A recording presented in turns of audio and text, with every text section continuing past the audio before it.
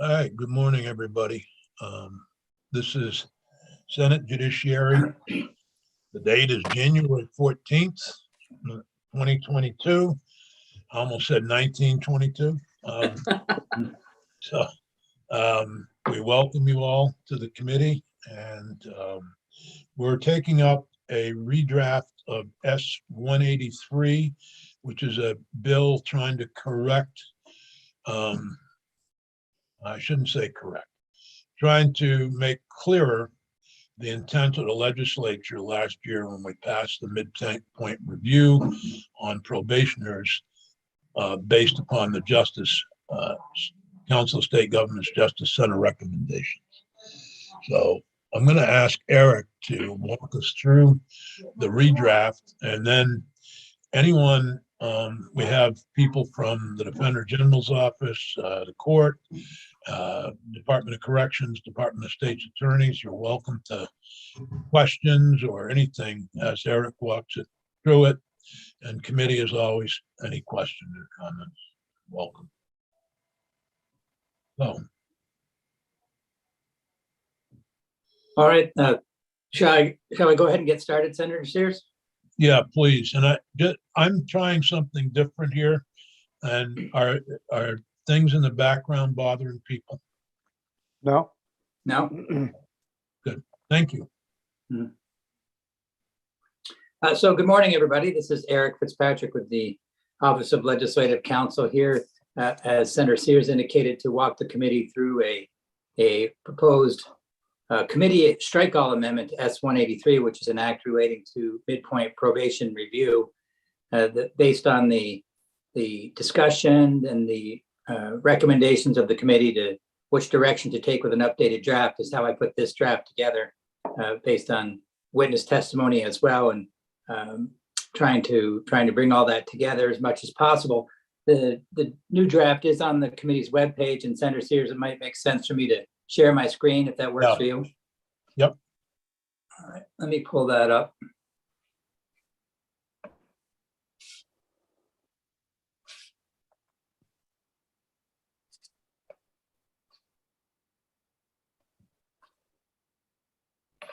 All right, so here is the strike-all amendment that I just referred to. I'm sure everyone recalls the bill. I'll just refresh your recollection briefly.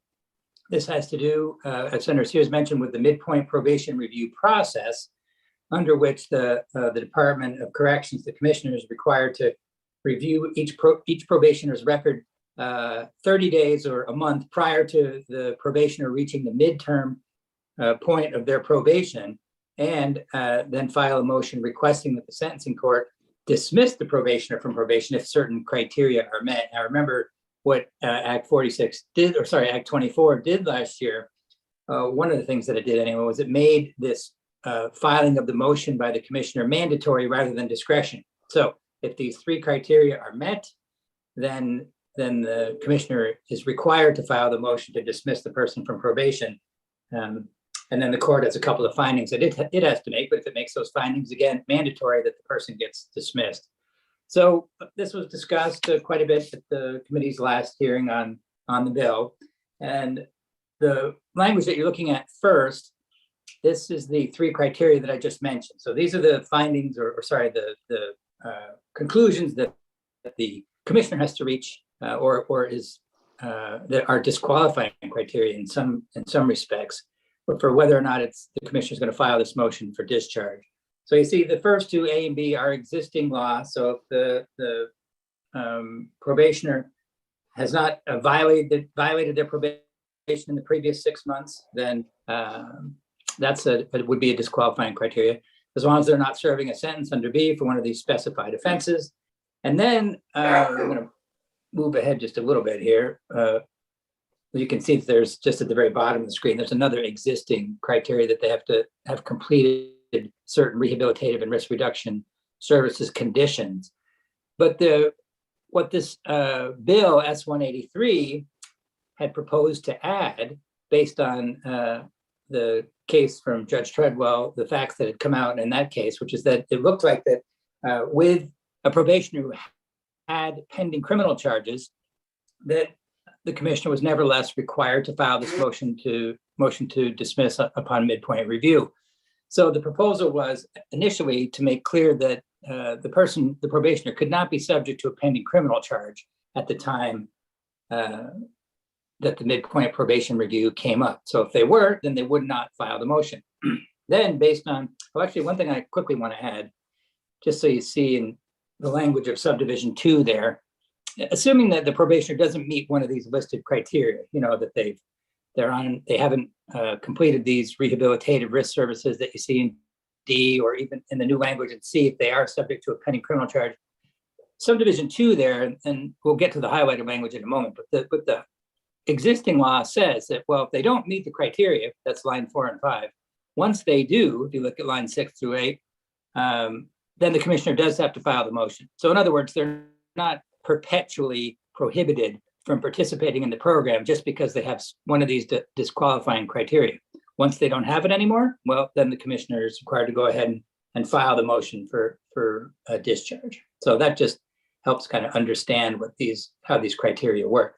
But going back to the subdivision C there, you'll see that the language added was based on some committee discussion last time. I believe the commissioner and the department and the witnesses agreed that it made sense, not only that the person wouldn't be able to participate in this program if they were subject to a pending criminal charge, but also if they were the subject of a violation of probation complaint. So that's what's clarified here.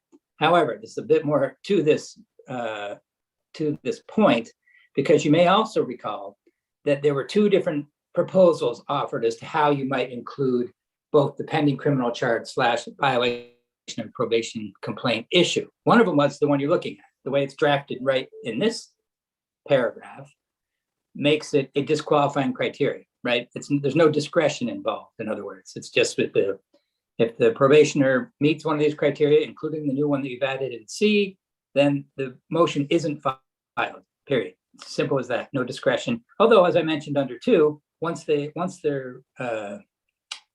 criteria doesn't apply anymore, so in other words, once they're not subject to a pending criminal charge, excuse me, or a probation violation complaint, well, then the commissioner would be required to go ahead and file it.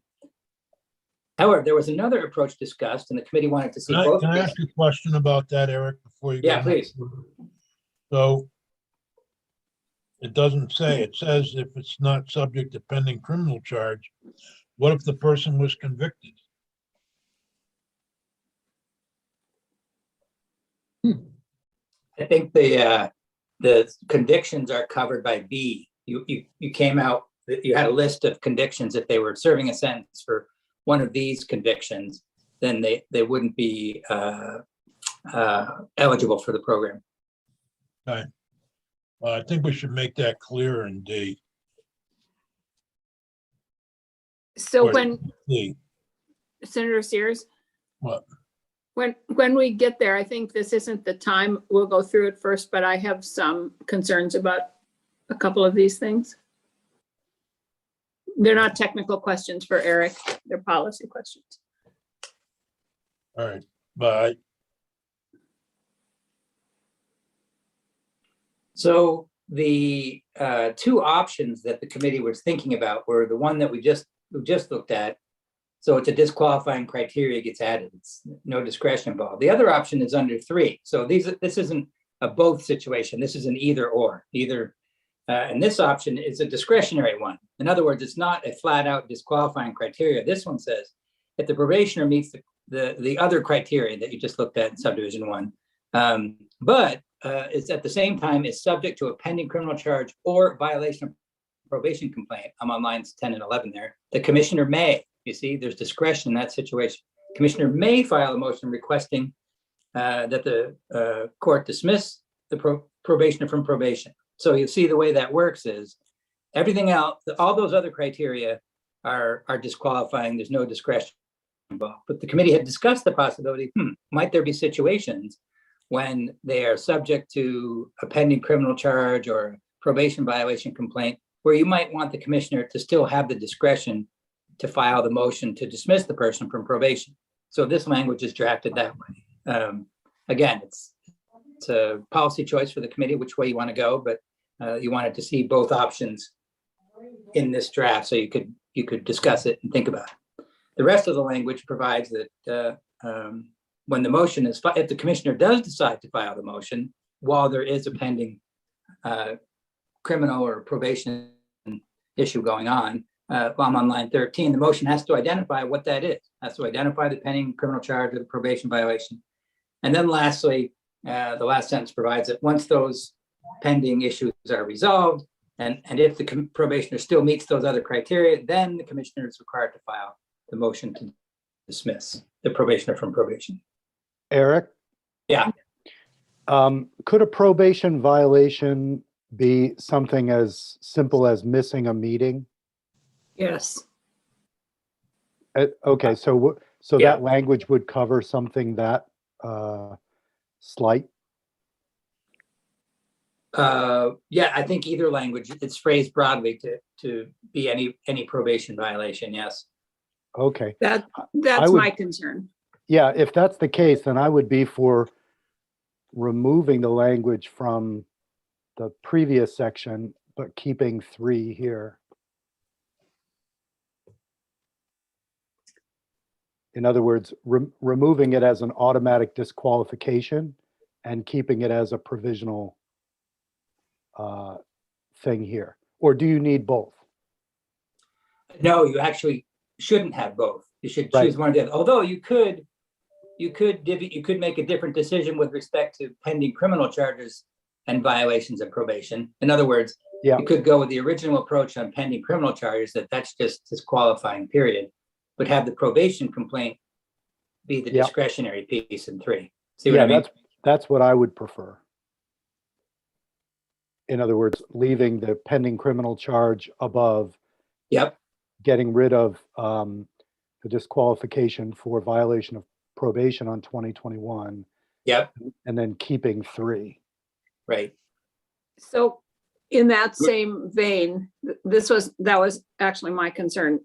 I believe above, A said if there has been a violation within the previous 6 months, which could have been missing a meeting. So if somebody missed a meeting, something very technical, I mean, the problem with probation is that there are technical violations that aren't serious at all. And then there are substantial violations. And if anybody has missed a meeting, or I don't know what else, wandered someplace where they weren't supposed to wander, or I don't know what they all are, but if the particular probation officer decided that that was a violation, then this person wouldn't be eligible. So I have a problem with A also. The only thing I would add about A is that's the existing language that you Right. passed last year. I know So, that, and I I'm didn't just think wondering about if it then. maybe, Well, I just wondered if maybe, I didn't staff the bill last year, but I just wondered if maybe people recalled this discussion, if it ever happened before. we're No, missing the idea behind this. And frankly, if somebody doesn't need to be on probation anymore, they shouldn't be on probation. But if they're missing meetings and having violations, then maybe they should stay on probation. And what we've done in C, in my view, not C, but the one below it, the may, we've allowed the commissioner to decide, even despite those violations, the person could still be eligible for the midpoint review being knocked off. People on probation are in a certain status, and I don't know the reason for the violations, but I think you have to trust that perhaps that person missed a meeting for a good reason, but never informed the probation officer. On the other hand, I go back to Michael Jakes, who was on probation. The probation officer failed to report a violation, and it's part of the reason that Jakes was still out there.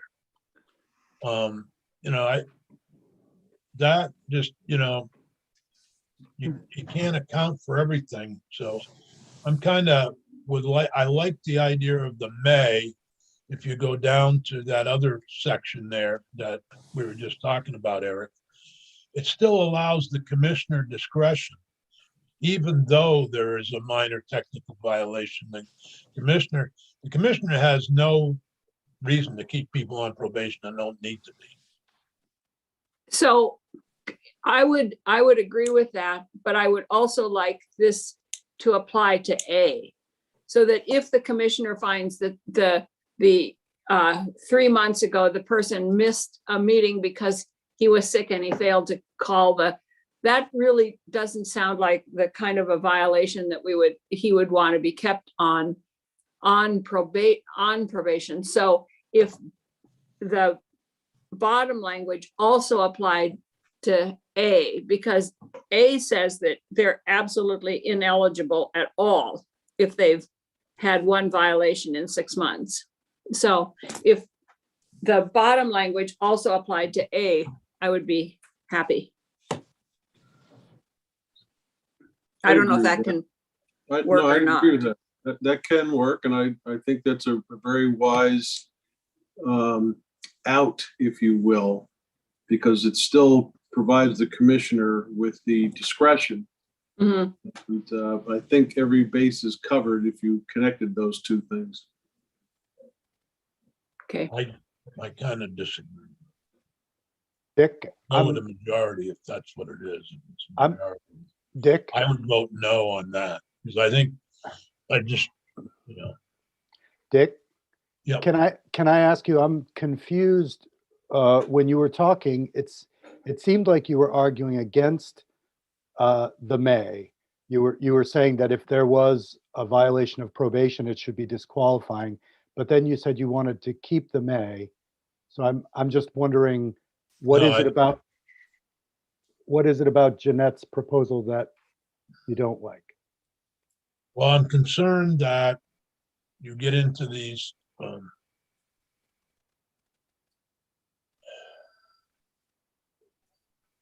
because the may allow, what you're talking about is having A apply. Can't see both, so we're talking about doing away with the bottom of page 1, right? Yes. So my concern is, I guess if it's the commissioner may file, so what you're saying is you include A where the disqualifier of 6 months. I suppose. So I keep going back to Hawaii when we were listening to this before. And one of the things that came out when we were doing the justice reinvestment is that sometimes having people under too much strict supervision actually is harmful for them and causes more recidivism. So if the commissioner has the discretion to say, this is really, I've looked at everything about this person and the fact that she missed one meeting because she was sick and she forgot to call, and she had a probation officer that thought that should be a violation. The commissioner could decide, but if the commissioner looks at it and says, whoa, this person is constantly missing appointments and is doing other violations, then he would have the discretion to not file it. That's my concern here. Well, let me ask a question of the commissioner or any of the other witnesses that are here. Would this allow for litigation? That once you make this a may, does it allow the offender to litigate every little detail? Well, I forgot to call because I was sick, but the probation officer knows you were in North Carolina on vacation with your significant other. Would this allow that kind of argument over everything? Because I know that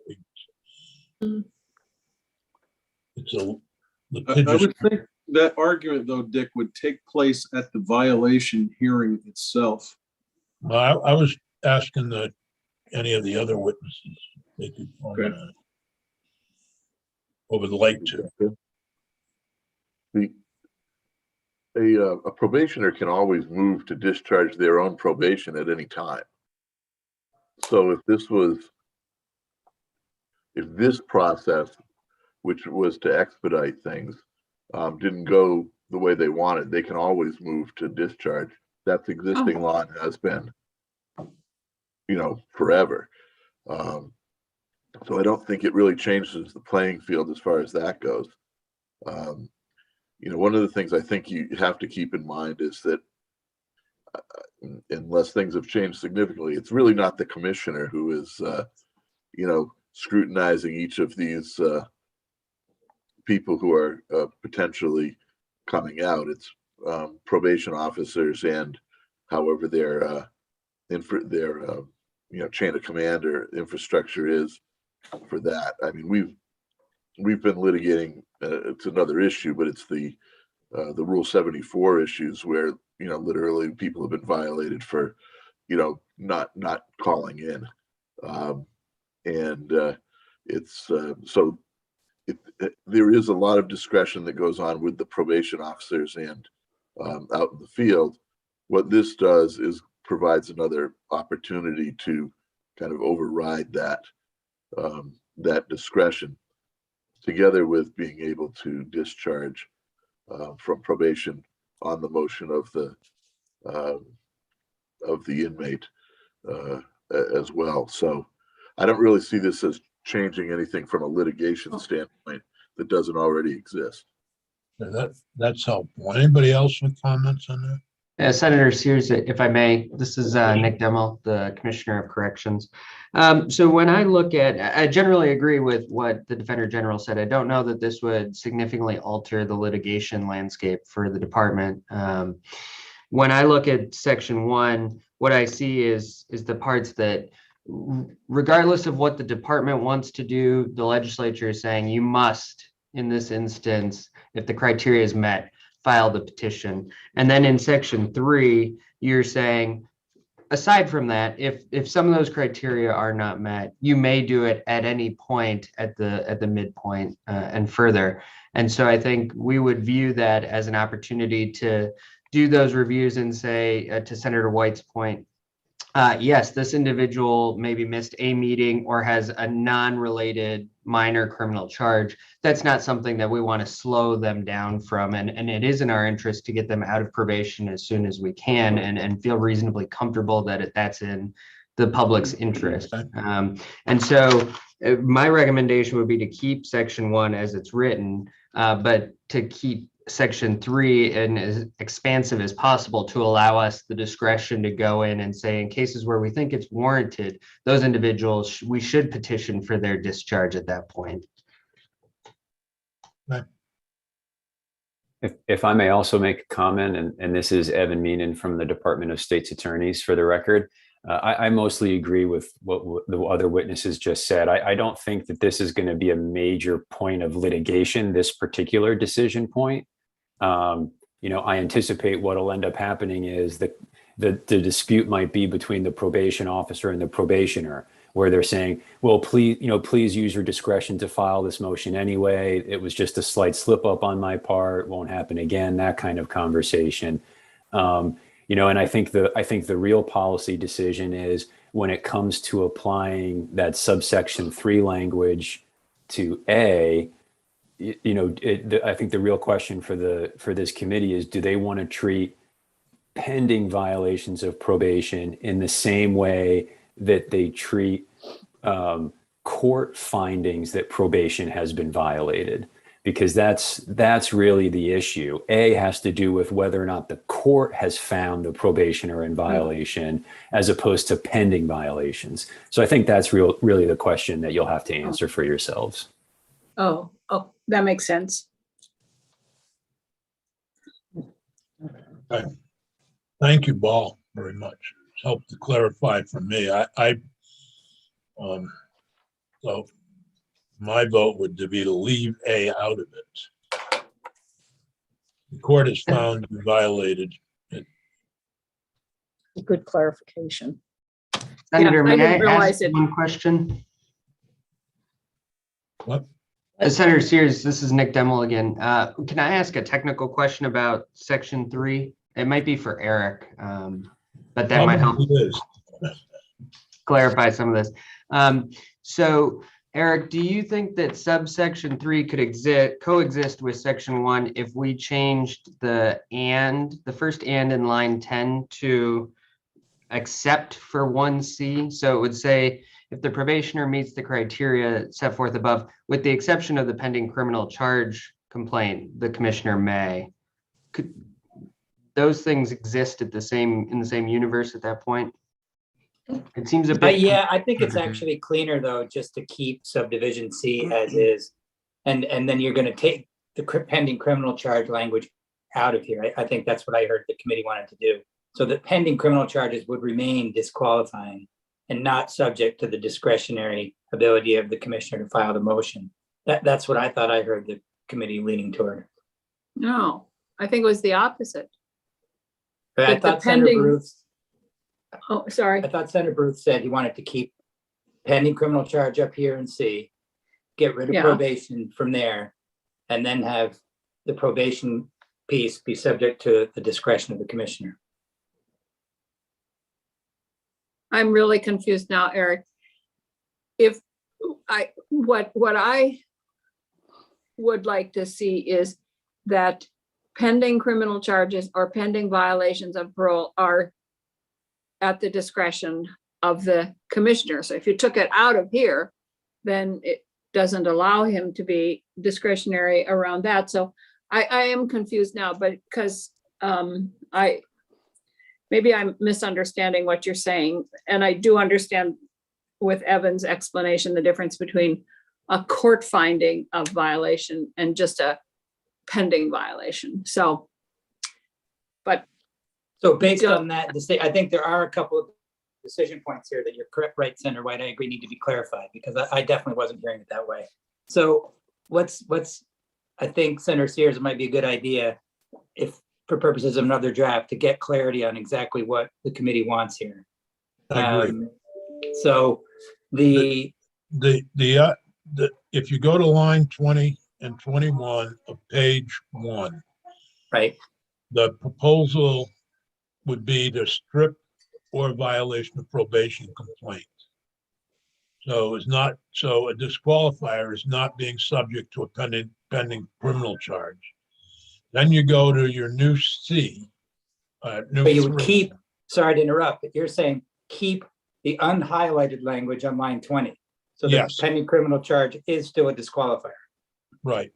Okay, Then in the new 3, yep, I think the suggestion is to allow the commissioner wide latitude and keeping the pending criminal charge in there. It's a may. Now, yeah, but you can't, that would be, if you keep the pending criminal charge here, then it contradicts keeping it up there. Yeah. no, I'm taking it out.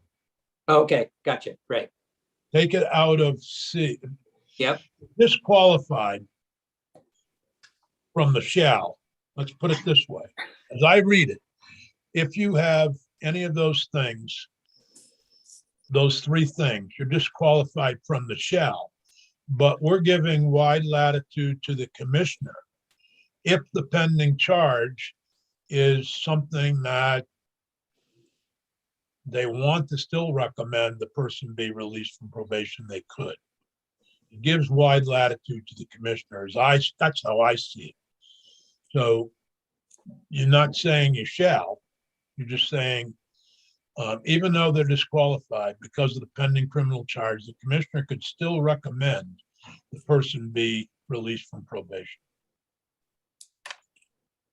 so what I would suggest for purposes of clarity, so that it's not litigated, that in A and C, you're gonna wanna add something like subject to subdivision 3. Yep. So that way it's clear that it's intentional, that you're saying it's a disqualifying offense generally, but it's subject to subdivision 3, which provides the commissioner with the discretion to make a motion. Yep.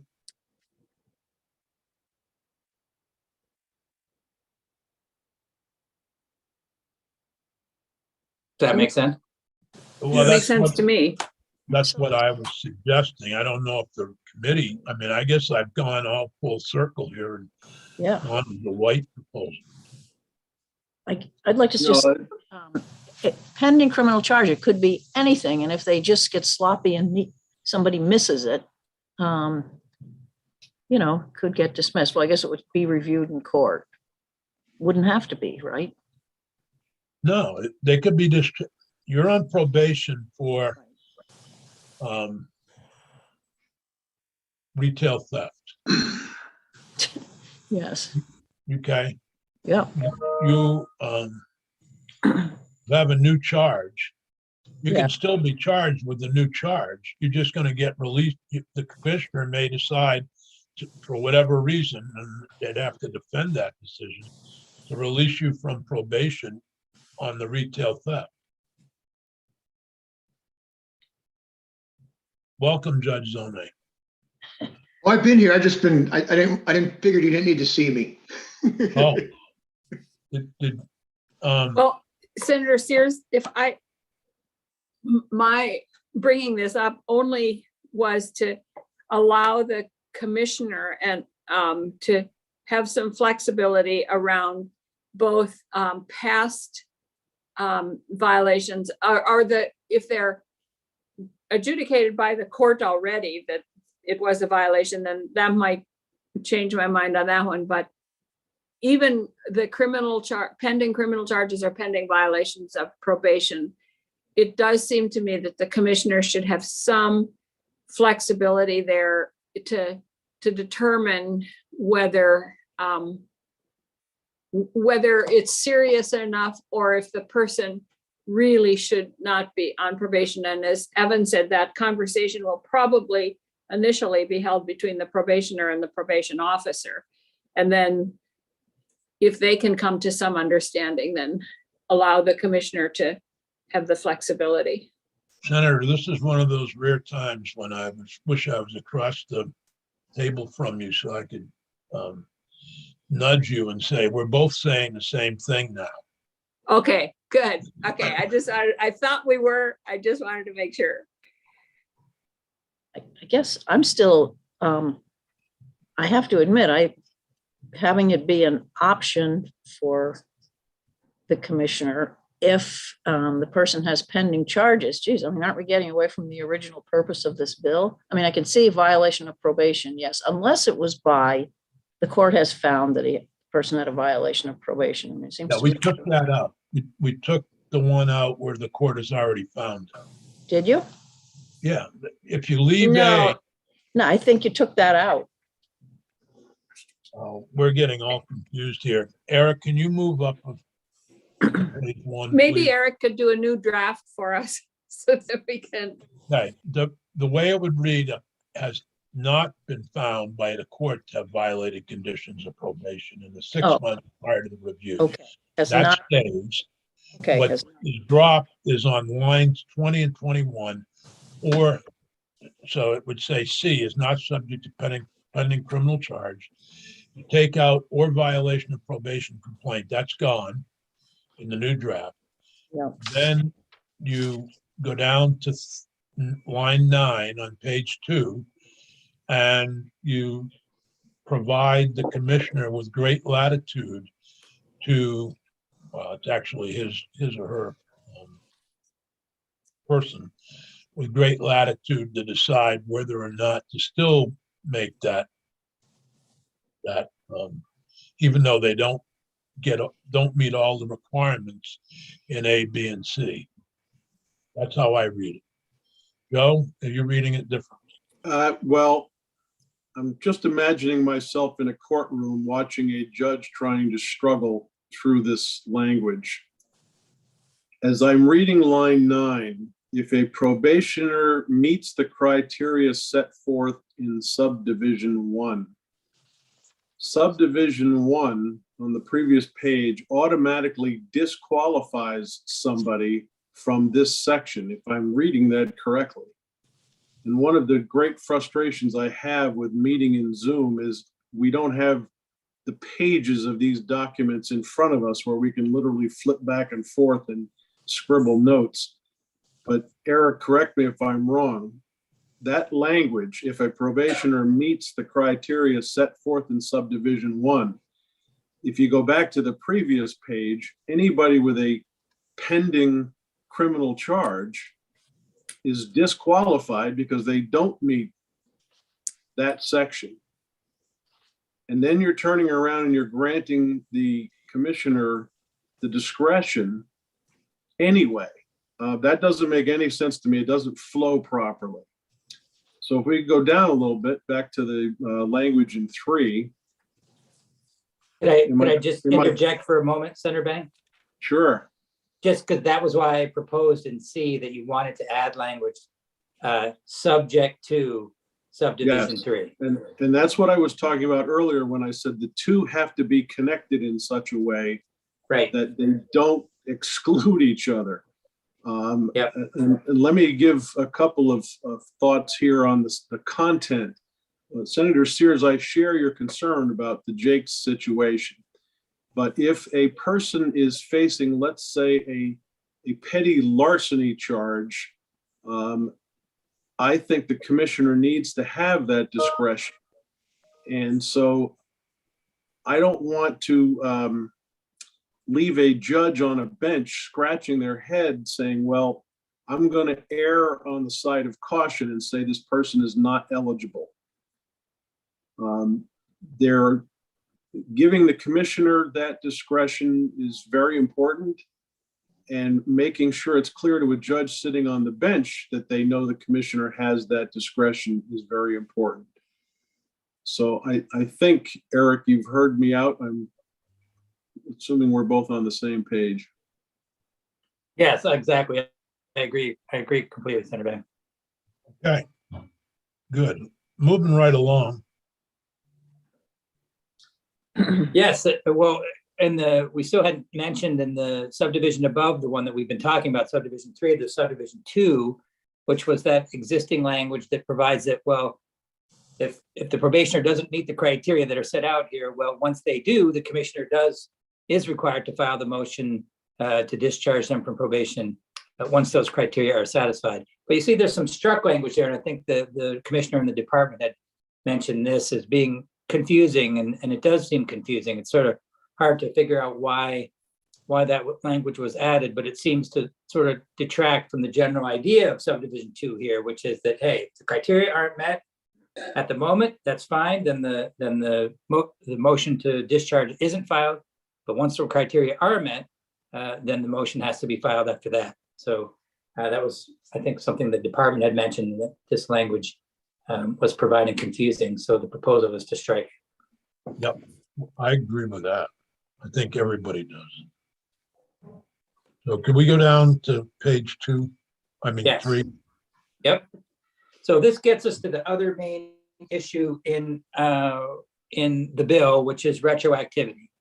Now, remember, that was as a result of the court decision's finding that this midpoint probation review process that you established in Act 24 last year was not retroactive. It applied prospectively only to people who were put on probation after the effective date of the act, July 1st of last year. So the non-highlighted language here, lines 3 and a little bit and parts of 6 and 7, that was what was in the last draft of the bill that you looked at. So again, that's the specific provision for retroactivity, that notwithstanding 1 VSA 214, which is the statute that generally means that laws are provided apply prospectively going forward, not retroactively. So you say, notwithstanding that, as this committee has done before in other contexts, then this subsection shall apply retroactively to any probationer serving a specified term of probation. So again, we've gotten rid of that line 7 and 8. There was the previous version had sort of limited it to only those folks, those probationers who hadn't reached their midpoint as of the effective date of the bill last year, but after the committee's discussion last time, I think everyone agreed that it made more sense to just have it apply retroactively to anybody who was on probation, regardless of whether or not they had reached the midpoint or not. So that's why that language in 7 and 8 is struck. Now, the other pieces that you look at are related to a separate issue that Judge Treadwell mentioned in the decision, which was another grounds for him concluding that Act 24 did not apply retroactively. And this is to address that other concern that he raised, which is that you remember that 30-day review provision in the existing law, which is that, you know, the midpoint probation review is supposed to take place by the commissioner 30 days or a month before the person reaches their midpoint. Well, if the bill applied retroactively to everybody who was already on probation, some of those folks would have already reached their midpoint. So that 30-day, it would be impossible for the commissioner to conduct a review 30 days before the midpoint, because that had already long passed, or passed to some extent for these folks who had already passed that. And that's what Judge Treadwell pointed out and said, well, it wouldn't make sense. The legislature couldn't have intended this to apply retroactively, because it wouldn't make sense for that 30-day piece to apply to those people, because it couldn't. So this addresses that concern, the highlighted language. So you see lines 3 to 6 adds, so not only notwithstanding the retroactivity statute, but also notwithstanding the requirement in A1 that the commissioner review that record during the month prior to the midpoint. So notwithstanding that, in other words, this is, you know, essentially saying we understand that, the legislature understands that that exists, but notwithstanding that requirement, this subsection is still going to apply retroactively to all probationers.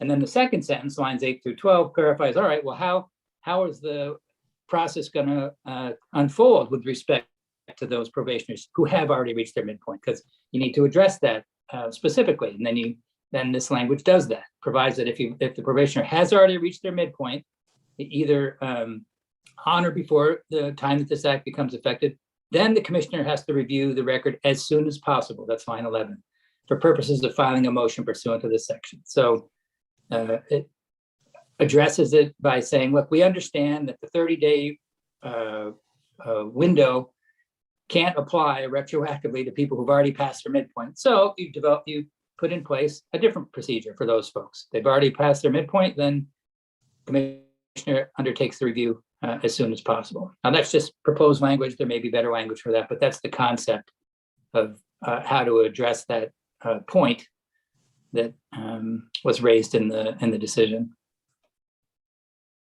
Right. Everybody okay? Yep. Yeah, good fix. Section 2? Right, thanks. So section 2 is also relates to the retroactivity. This is the point, I believe Evan raised this point, that you know, if you're going to apply this retroactively to folks who are already on probation, then this standard of review, the criteria that the court has to consider and how it is going to make the finding of whether or not to grant the motion, that section of law was also part of Act 24 last year. So it didn't go into effect until last year. So if you applied it retroactively, I'm sorry, if you just applied this piece retroactively, that they were subject to the motion, well, you have to also make sure that, and this is subsection B, starts on line 18 up there. You also have to apply retroactively the language about how the court makes this decision, so that this isn't, the court sort of isn't in a vacuum. It's to say, well, all right, well, how do I make this decision for retroactive cases when this piece of law wasn't even in effect at that time? So you make sure that this is in effect by applying it retroactively as well. So once the motion is filed, the sentencing court terminates it and discharges the person unless the prosecutor seeks a continuation within 21 days. And that's the two findings that the court could make. Either court finds by a preponderance that termination and discharge will present a risk of danger to the victim or the community, or finds by clear and convincing evidence that the probationer is not in substantial compliance with conditions that are related to rehabilitation. So language is added to say, again, notwithstanding 214, notwithstanding that general language about retroactivity, this subsection, which is referring to this one, the standards that the court the findings rather that the court has to make also applies retroactively to any probationer serving a specified term of probation. So that way it's clear that the court uses this same standard for cases where people are already on probation as it uses going forward for people who get put on probation in the future. Eric, Yes.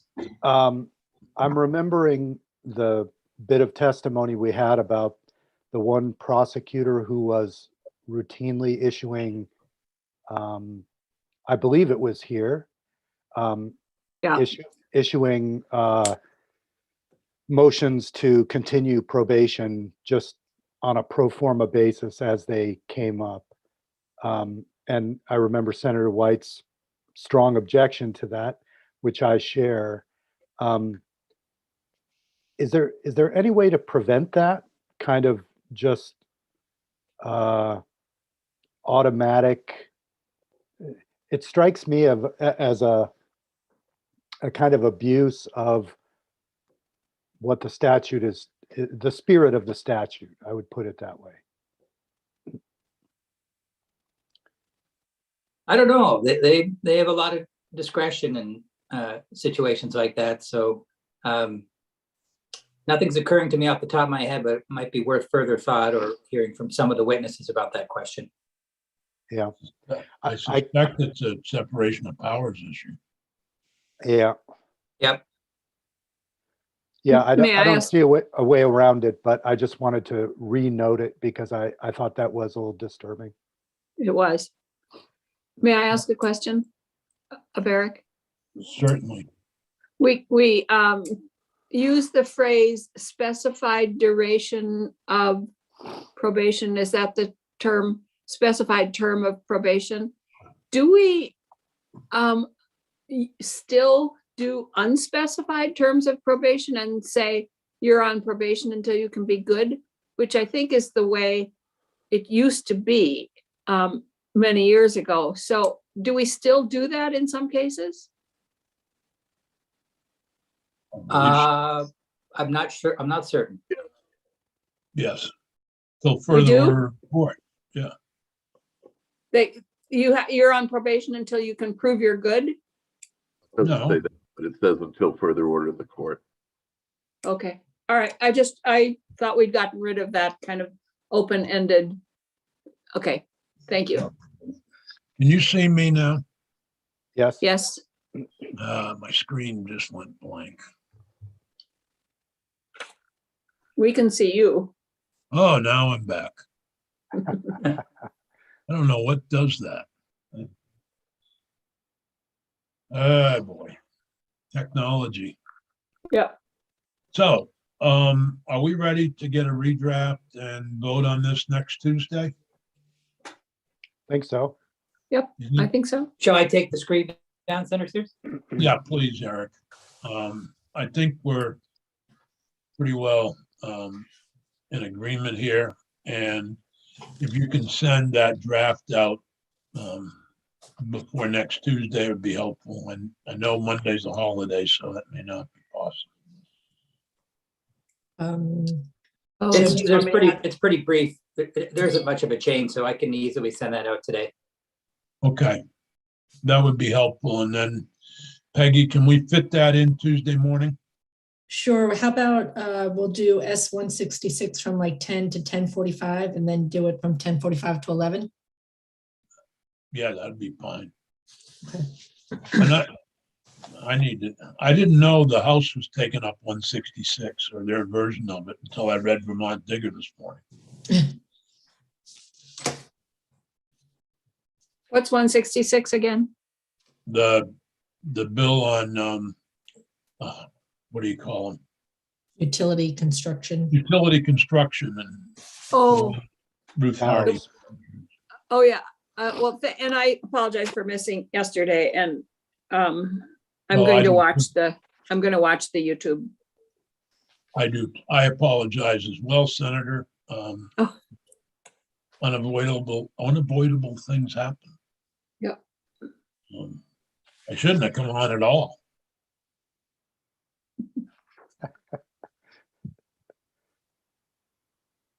So So what are we going to do with S-166?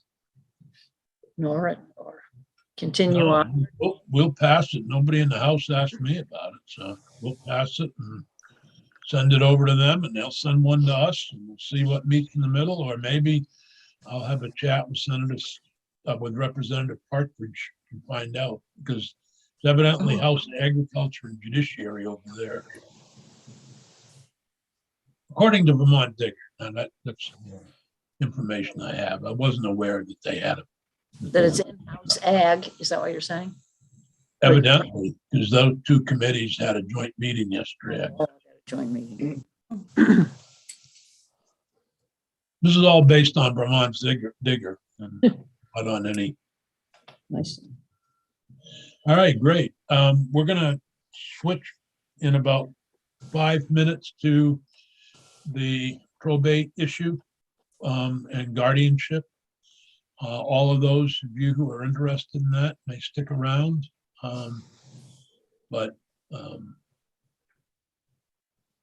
And we'll schedule at 10 o'clock to hear from Jack McCullough. And Eric, did you want to go last? I mean, I have you scheduled before Judge Kilgore, but it's Yes, I should go last. You're right, Senator Sears. okay. Thank you. Oh, actually, yeah, that was my bad. I was supposed to make that change. Sorry. I have the whole schedule mixed up now from what was the beginning of the week. Oh, I Yeah, know. it changed. Changed. Well, Mike Ferrant did a fantastic job filling in for Peggy, but there Oh, are good. little holes. So But we're, there is only one Peggy. Oh, you're sweet. so we're not doing a markup of the aggregate value today. Where did that move to? 180. We're doing that on Tuesday at 11. Okay, Moved to okay. Tuesday. So Senator Sears, I think, so I'll send out this redraft to the folks who've been here this morning. Yep. I didn't hear any other than what we discussed from any of the witnesses. I'm just making sure I didn't miss anything as far as, Now, well, I mean, it gives them an opportunity to pick something up, and then next Tuesday, they can send an email if there's something that they want changed, or they can be here next Tuesday when we approve the final version. Or not. great. Sounds good, thanks. All right, it's like 3 minutes to 10, according to my calculations. So don't go off YouTube. Don't, if you want to stretch, go ahead and stretch.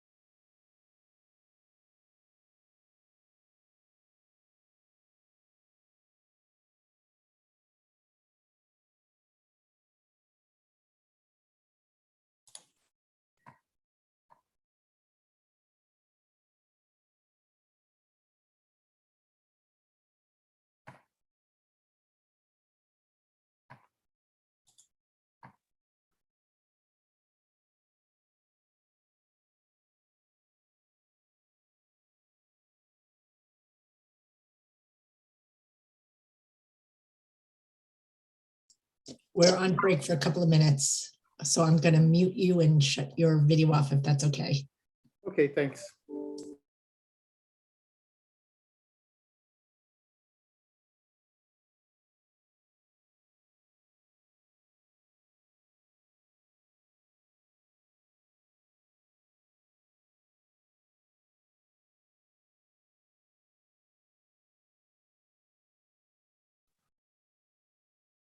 Maggie, are we ready to go back? It's 10 o'clock.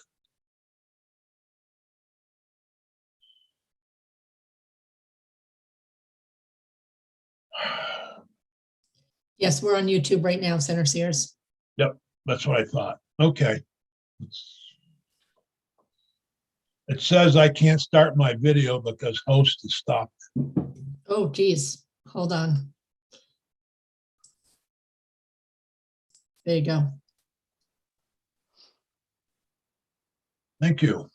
I didn't know you had that kind of power over me. I do. All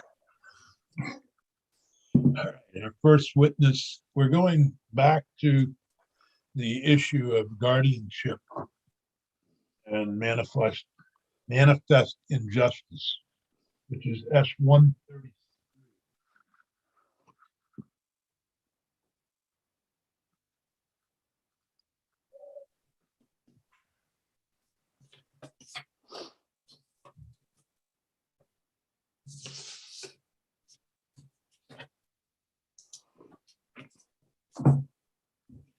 And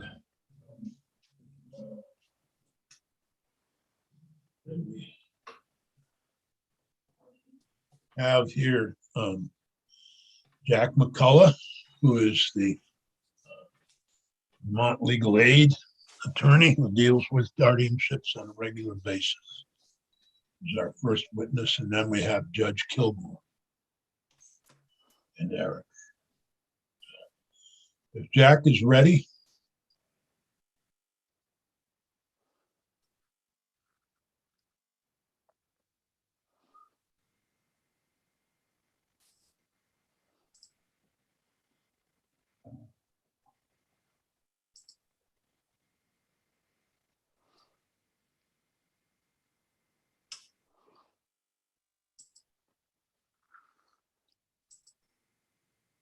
Jack, are you? Oh, there you are. Oh, good. Okay, thank you, Mr. Chairman, members of the committee. You can hear me now, right? Yes. Okay, excellent. My name is Jack McCullough. I'm an attorney at Vermont Legal Aid, and I am the director of the Mental Health Law Project. The Mental Health Law Project represents people in involuntary mental health proceedings across the state, and there are other projects within Vermont Legal Aid that also represent people in guardianships, including our Disability Law Project and our Elder Law Project. And I've consulted about this legislation with people within legal aid who represent people in guardianships, and we really don't think that this bill is necessary to address any problem in the guardianship system. And over the years, we've made a good amount of progress in guardianships, including statutory language that provides legal representation for people for whom an involuntary guardianship is sought.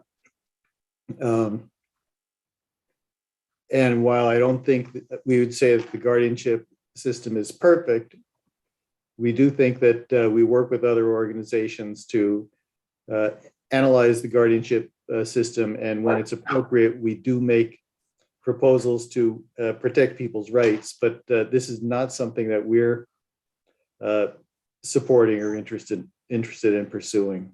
I understand that one of the witnesses about this bill has argued that guardianships somehow violate the Americans with Disabilities Act. We do not think that that's a correct or accurate analysis law of the Americans with Disabilities Act. I think every state has some provision for involuntary guardianship, and I don't think that this is a year in general where we are interested in opening up the whole guardianship statute for amendment. Other questions? Mr. McCullough? Jack, can you let me understand how, if one feels that something was unjust in the probate court ruling, what avenues do they have to address that? Well, there are a couple of things they can do. One is there's a process for asking the court to reopen or alter or amend its decision. Another opportunity, of course, if there is what the bill refers to as manifest injustice or an error of law, the person against whom the order has been issued can appeal the case to the Supreme Court. And we have had cases where Vermont Legal Aid has represented people in appeals to the Supreme Court.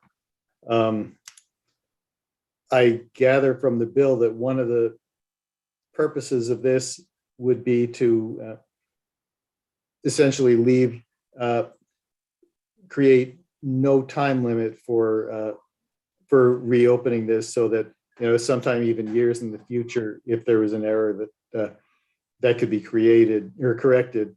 I don't think there's a mechanism for doing that now, although I can point out that whenever someone has an involuntary guardianship, they can get the court to review it by filing a request asking the court to review the guardianship, and then that creates an obligation for a new evaluation and a hearing on whether the guardianship is still needed. And I think I've personally been involved in some of those. Now, this case involved, I think, 3 times the Supreme Court has denied the request.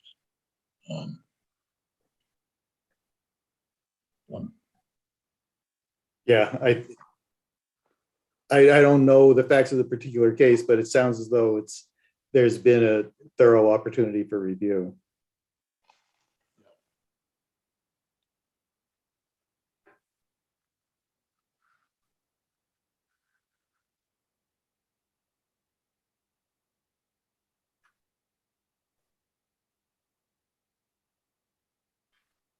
Okay. Any other questions for Jack? Senator Benning. Jack, if you could, the concept of finality in these types of proceedings, could you just give us a little thought on the wisdom of retaining some finality? Well, I think that's a good point, Senator.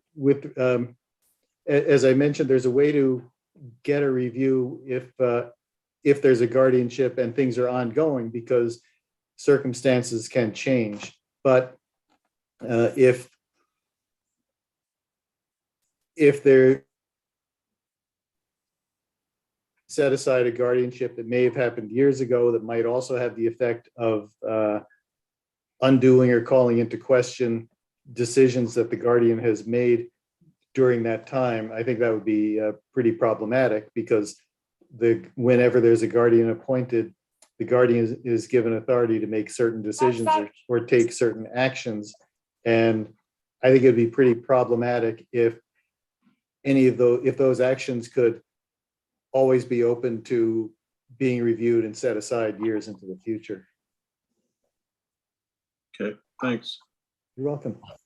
Yeah, I think the argument here is that when the subject was first placed in an involuntary guardianship, individuals with certain diagnoses were not statutorily eligible to enter voluntary guardianship. But in 2010, the statutory amendment removed the language that prevented persons with mental disabilities from obtaining a voluntary guardianship. So that, the argument here is there's a change in the statutes that would have allowed this person to be in voluntary guardianship rather than Yeah, I'm glad that has been fixed. I don't know that we usually go back and undo all the decisions that were made under the previous date of the law. appreciate that. Okay. Senator White. So I hate to be really stupid here, but can you just tell me, I got so confused when I was reading the case and when I was reading the everything about voluntary and involuntary guardianship. I understand the difference, Jack. We've been through this before about voluntary and involuntary commitment. But so if I can voluntary guardianship, I would ask for a guardian, and involuntary, somebody would say, I need a guardian. Is Yes. that the difference?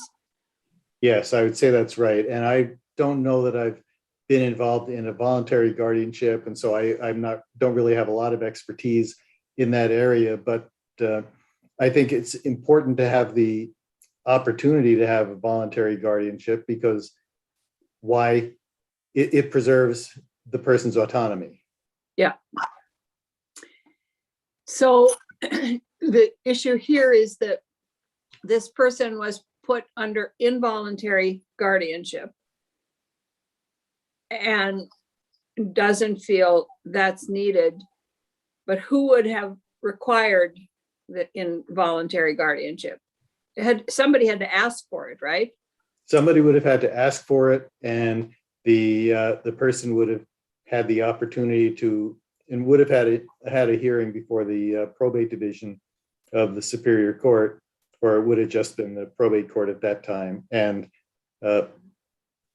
so they would still have the legal process that protects anyone in a guardianship, including having an evaluation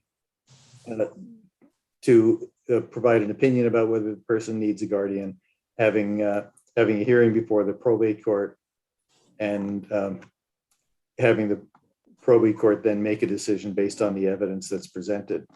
And I've had some cases that I've represented the person where the person in an involuntary guardianship has agreed to the order. I've had other cases where there's been a contested hearing, and and the guardianship's been issued over the objection that I've raised. And I've also had cases where I've contested a guardianship petition and prevailed and prevented the guardianship from being issued. And so who generally asks for the involuntary guardianship? Is it the family, the neighbor, the Department of Mental Health, Dale? Who can anybody request that? The statute has a list of interested persons, and I don't have that right in front of me, but I could find it. But it's very often a family member. The last couple of those I had, one was a family member, a husband. Another was a hospital. It's not unusual for it to be a hospital or healthcare provider, because the person might be completely incapacitated, unable to communicate in any way, and in need of either life-sustaining treatment or a decision about withdrawing life-sustaining treatment. And so if there's no one there to make the decision, they ask for a guardianship so that someone can do that.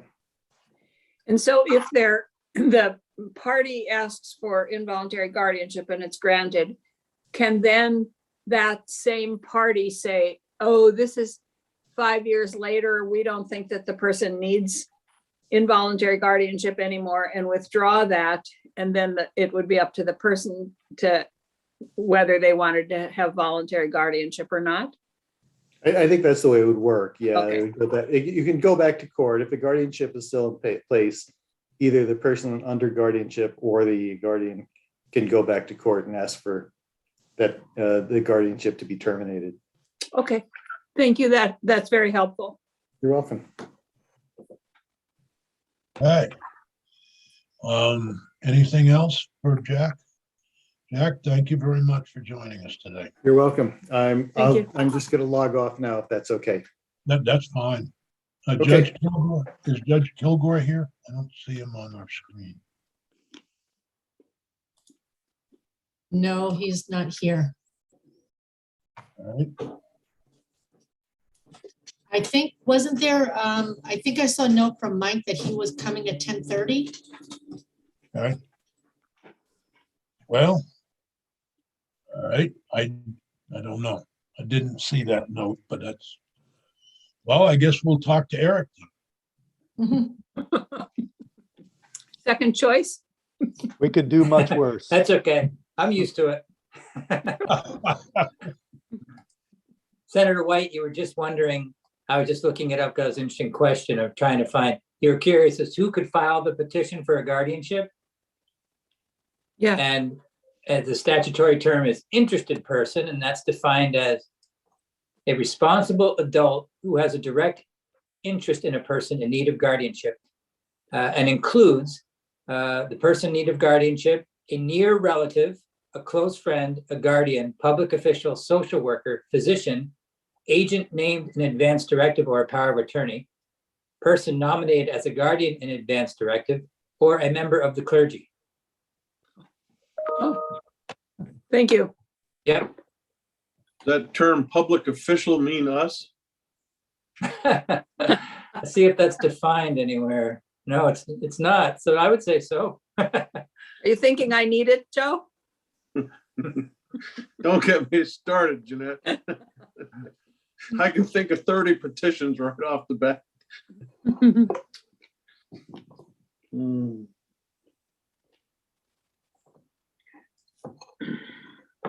What?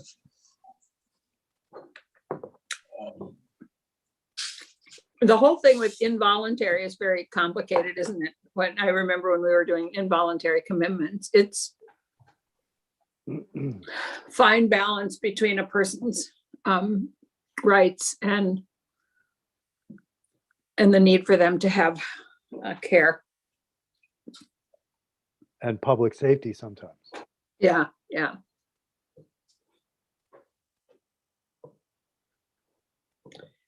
Yeah. Dick, are we in effect on recess till 10:30? Well, I guess if we have nothing else to say. We're live, just so you I- know. I have a errand that could take me 7 minutes. All right, well, why don't you run your 7-minute errand and we'll get Okay. back at 10:30. All right, I'm gonna take us off live then.